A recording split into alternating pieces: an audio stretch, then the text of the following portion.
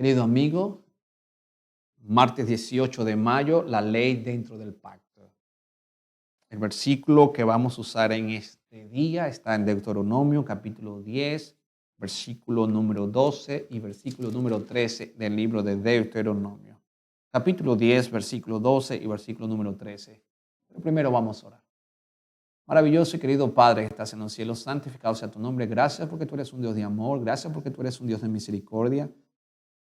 Gracias, Señor, porque tú nos amas. Y al abrir tu palabra, concédenos tu gracia. En el nombre de Jesús. Amén. ¿Cuáles son tus primeros pensamientos cuando tú piensas en la ley? Por ejemplo, cuando piensas en agentes de policía, cuando piensas en la ley de tráfico, cuando piensas en los jueces, cuando piensas en la cárcel. ¿Cuáles son tus primeros pensamientos? ¿Piensas en restricciones, reglas? ¿Piensas en padres autoritarios, castigos? ¿O quizás piensas en un orden, en una armonía, en una estabilidad?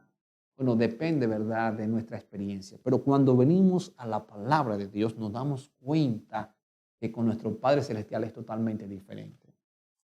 ¿Sabes que la palabra hebrea Torah se traduce como enseñanza o instrucción?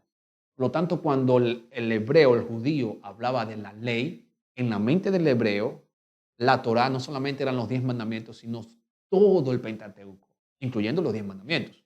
Por lo tanto, cuando David escribe, Señor, tu ley es santa, enséñame tus estatutos, quiero meditar en la Torá, en tu ley, día y noche, David está hablando de todas las instrucciones de la palabra de Dios, incluyendo los 10 mandamientos escritos con el dedo de Dios, por supuesto.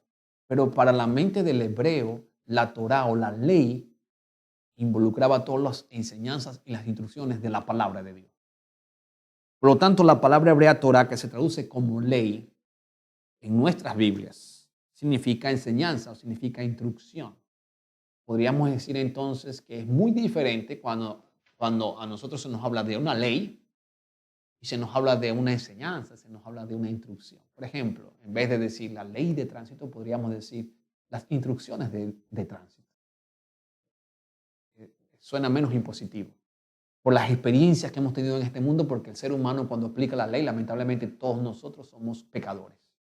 Solamente Dios es perfecto. Y hemos tenido ciertos traumas con respecto a obediencia, con respecto a que la gente... ¿verdad? Eso trae como ciertos traumas, o quizás cuando nuestros padres nos corrigieron, no lo hicieron de la mejor manera, tenían todas buenas intenciones y quizás tenemos traumas.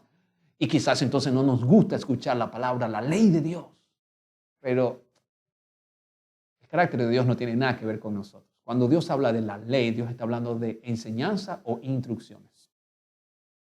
Por lo tanto, el término puede usarse para referirse a las instrucciones de Dios. Y cuando hablamos de las instrucciones de Dios, hay 4 aspectos en las instrucciones de Dios. Es decir, cuando Dios habla de su ley en la Torá, Dios está hablando de 4 aspectos de la ley. Está hablando, en primer lugar, del aspecto moral. En segundo lugar, está hablando del aspecto civil. En tercer lugar, está hablando del aspecto social. Y en cuarto lugar, habla del aspecto religioso.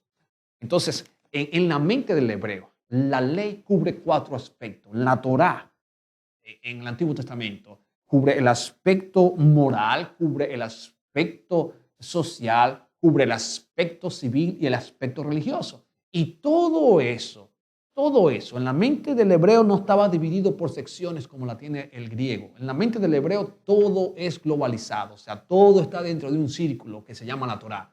Así que cuando el apóstol Pablo dice que nosotros debemos glorificar a Dios en todo, pues si coméis o bebéis, hacedlo todo para la honra y la gloria de Dios, el apóstol se está refiriendo a estos 4 aspectos de la Torá. Es decir, vamos a glorificar a Dios en el aspecto civil, vamos a glorificar a Dios en el aspecto religioso, vamos a glorificar a Dios en el aspecto social y vamos a glorificar a Dios en el aspecto moral. O sea, todo está, en el centro está Dios. Por lo tanto, la palabra, ¿verdad?, es bastante interesante. Y el papel, dice el autor, que desempeñaba la ley dentro de la realidad viva de la relación del pacto mostraba que Israel no podía seguir los caminos de otras naciones. O sea, estas reglas, estas instrucciones, estas enseñanzas, esta Torah mostraba que el pueblo de Israel no iba a seguir el mismo camino de las otras naciones. Tenía un camino distinto, un camino diferente. ¿Por qué? Porque ya Dios había dado instrucciones Dios había dado enseñanza a través de la Torá para no ser lo mismo de las otras naciones, porque el propósito de Israel era diferente. Es un pueblo que es sacado por un pacto, el pacto de gracia de Dios. ¿Para qué? Para ser un instrumento en las manos de Dios, para que pueda mostrar el plan de salvación.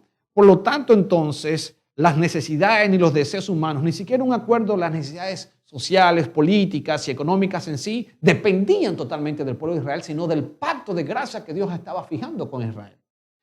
Así que podríamos decir en este sentido que la mensajera del Señor dice que Cristo era el centro totalmente de la economía judía. Por supuesto, estamos de acuerdo con lo que dice Elena de White. Por supuesto que sí, porque todo giraba a la promesa mesiánica. Así que solo mediante la obediencia incondicional a la voluntad de Dios expresada en la Torá, el pueblo podía recibir las bendiciones y cooperar con Dios. La ley dentro del pacto. Por eso Dios dice, ahora Israel. Deuteronomio capítulo número 10, versículos 12 y 13. Ahora pues Israel, ¿qué pide Jehová de ti?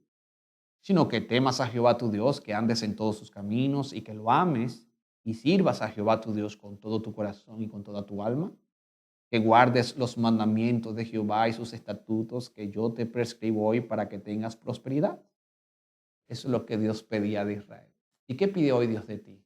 Vamos a transliterar este versículo. Ahora pues, me lo voy a aplicar a mí mismo. Walkir. ¿Qué pide Jehová de ti, Walkir? Sino que le temas a Jehová tu Dios, que andes en todos sus caminos, que ames a Dios, que sirvas a Jehová con todo tu corazón y con toda tu alma, que guardes la Torá, guardes los mandamientos de Jehová y sus estatutos, que yo te prescribo hoy, para que Jehová te prospere igual, para que Jehová te prospere. Mi pregunta es, ¿tú quieres hoy ser prosperado? Muchas personas buscando prosperidad asisten a los brujos, asisten a los psíquicos, asisten a jugar a la lotería. ¿En dónde tú estás buscando la prosperidad?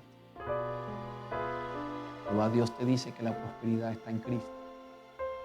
Y si tú lo amas y lo guardas de corazón y sigues las instrucciones que Él te ha dado en su palabra, vas a ser prosperado por Él.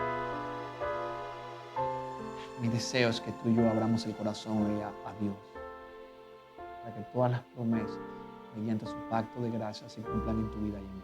Vamos a ver. Querido Padre, gracias, porque tú eres un Padre bueno, estás dispuesto a bendecirnos en el aspecto social, en el aspecto moral, en el aspecto espiritual.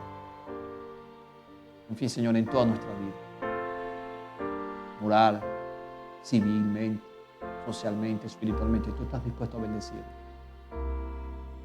Si andamos en tu pacto y te amamos y guardamos tu ley, ayúdanos, Señor, a obedecerte.